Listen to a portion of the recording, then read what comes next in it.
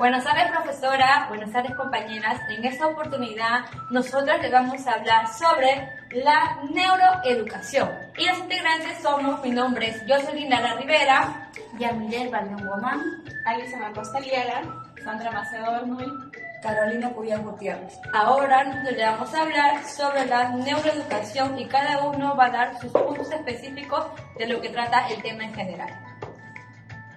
Como primer punto importante, yo les voy a hablar sobre los neuromitos. Como ya sabemos, los neuromitos vienen de hace muchos años atrás.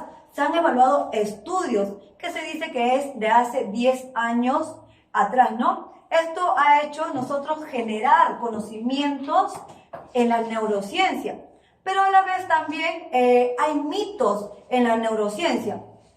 Ahora, ¿cómo influyen los neuromitos en el proceso de aprendizaje de los estudiantes? Por ejemplo, lo que sucede es que nosotros, por ejemplo, interferimos en lo que es algo negativo en los estudiantes. Hay, por ejemplo, estrategias, sí, pero que hacen y no son ciertas. Uno de los neuromitos que más se conoce o se escucha en estos tiempos, ya sea de hace años atrás como el de ahora, es que piensan que solamente nuestro cerebro solamente actúa el 10%, ¿no? Pero es tan preocupante esto que hace que sea algo que nosotros mismos pensamos y se ha convertido en un motivo de preocupación en los neuromitos. Como segundo punto importante también sobre la neuroeducación, les voy a hablar de aprender con las emociones. Por ejemplo, la amígdala y el hipocampo, sabemos que la neurociencia establece un diálogo para que las emociones puedan fluir. ¿Cómo crees que las emociones pueden influir en la manera en que aprendemos? Como nos dice que al momento que uno lee en cualquier sitio, no solo aprendemos lo que nos emociona, más bien aprendemos de ciertas maneras.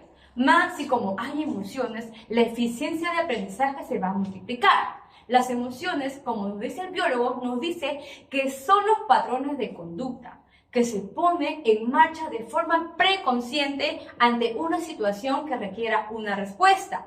Son rutinas claves que cualquier aprendizaje que tenga emociones asociadas al cerebro es muy importante que merece guardarlas. Y ahí está el flujo de las emociones sobre los aprendizajes.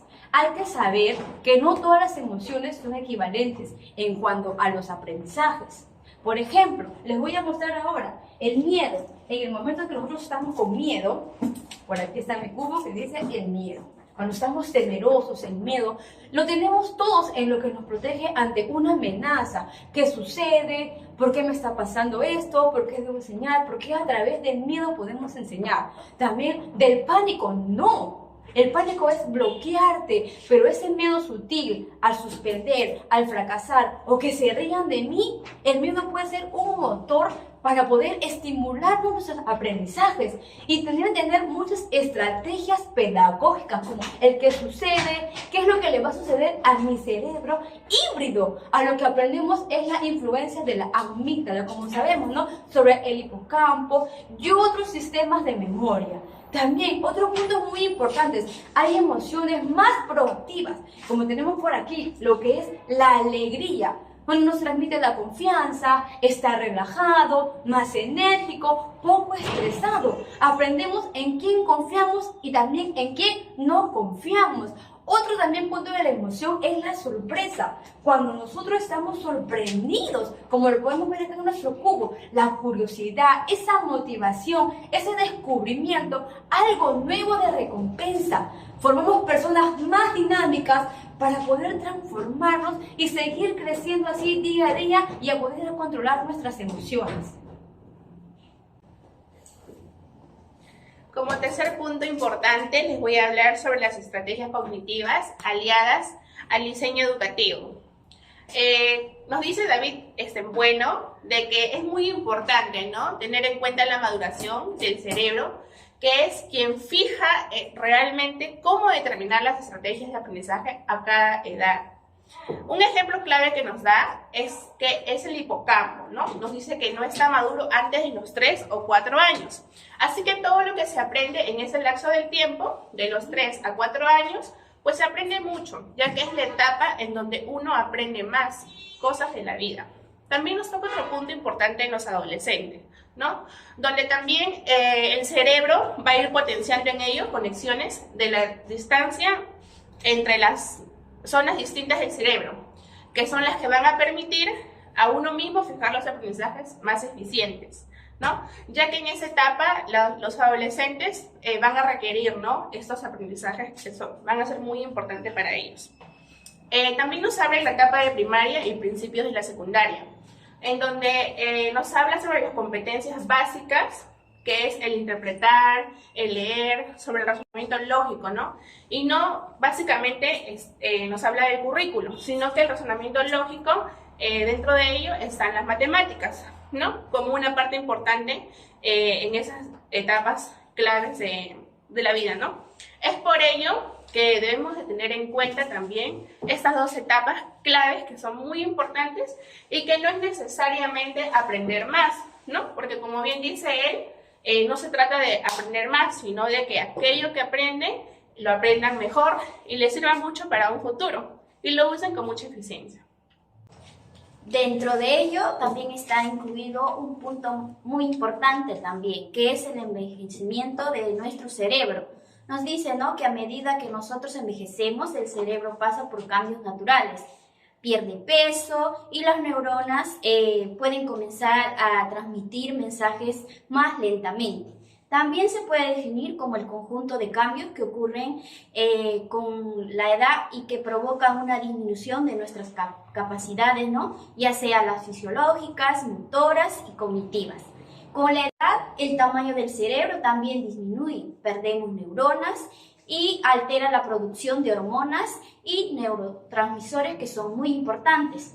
Sin embargo, el cambio más importante que se produce es la pérdida de las conexiones entre neuronas. Una de ellas es la célula de larga vida, ¿no?, que no se divide y por lo tanto difícilmente se pueden regenerar.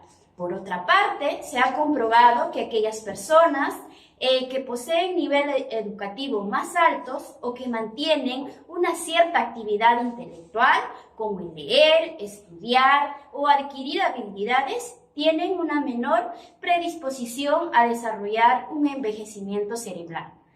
Es decir, hay que mantener una dieta sana, dormir las horas suficientes, evitar el consumo y exceso de alcohol, tabaco y también dentro de ello el estrés, ¿no? Realizar ejercicio moderado. Todo ello son claves para disminuir los efectos del envejecimiento. Como también otro punto importante, el efecto del confinamiento por la COVID-19 y el aprendizaje en casa. El confinamiento por el COVID-19 nos dice que sí ha afectado en el aprendizaje, ya que la plasticidad neuronal disminuye, ¿no?, en situaciones de confinamiento, ya que no es lo mismo estar todos los días en casa con un estrés familiar que estar en un aula de clases interactuando y compartiendo con los demás compañeros, ¿no? También nos dice que ha afectado tanto como a los alumnos como a los docentes, ya que no han podido realizar sus clases de igual manera en un aula de clases que a través de una pantalla. Todo esto nos ha enseñado que debemos incluir los recursos virtuales en las clases presenciales, para que todo ello, para poder lograr que el alumno sea un auténtico protagonista de su propio proceso de aprendizaje.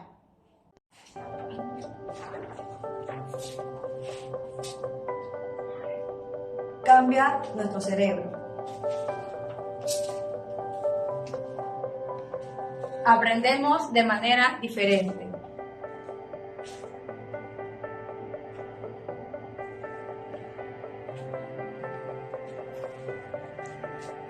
Condiciona el aprendizaje. Sin, no hay aprendizaje.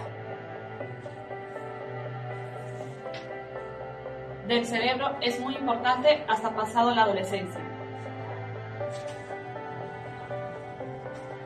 Y en conclusión final sobre la neuroeducación, es uno de los factores que nos ayudará a mejorar la calidad de nuestros sistemas educativos y promover una educación para todos.